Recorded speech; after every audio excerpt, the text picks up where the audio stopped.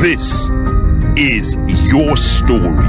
Good evening and a happy new year 2020. Before this episode of Your Story continues, we'd like to reflect a little bit on the year 2019. Remember, that is our hashtag. We just had a conversation and we looked at the problem and even some of the solutions.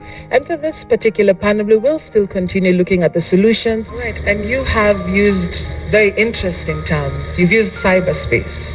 You've used bullying. You've used another word. You've mentioned offline raising. Someone said that our children are being raised online. All right? It's a very interesting statement.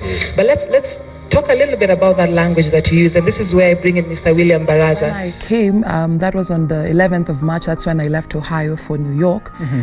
The previous day, there had been 3 cases discovered for the first time in Ohio, but not in Columbus. Columbus is the state capital in Franklin County.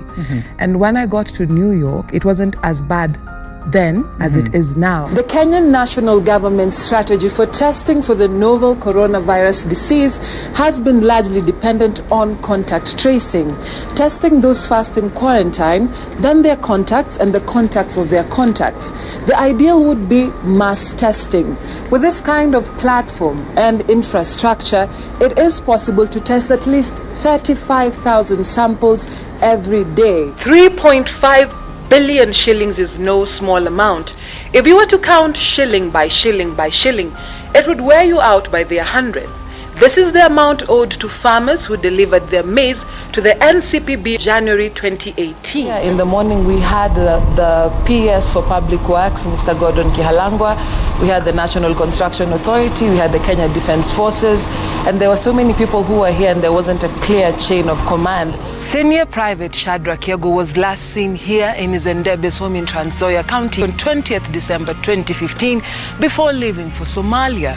And after the Lade attack in January 2016 up until now, for the family of Shadrack, that lack of closure is a reality they live with every day. It is said that you should not believe what you see on social media, that many people are actually faking it.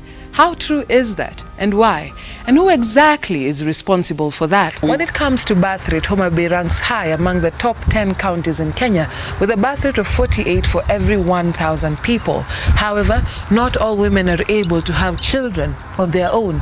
There are women with silent wombs, waiting wombs, and that is what this story is about.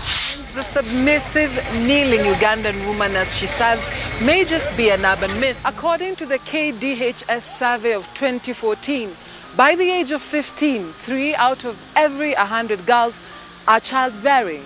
By the age of 19, 40 out of every 100 girls are childbearing. The Center for the Study of Adolescence estimates that every year, 13,000 girls drop out of school because of pregnancy. Facts are stubborn and statistics are even more pliable. But perhaps the question we need to ask ourselves is, who is failing our children? In the famous words of Michelle Obama in 2019, your story is what you have. It is what you will always have, and it is something to own.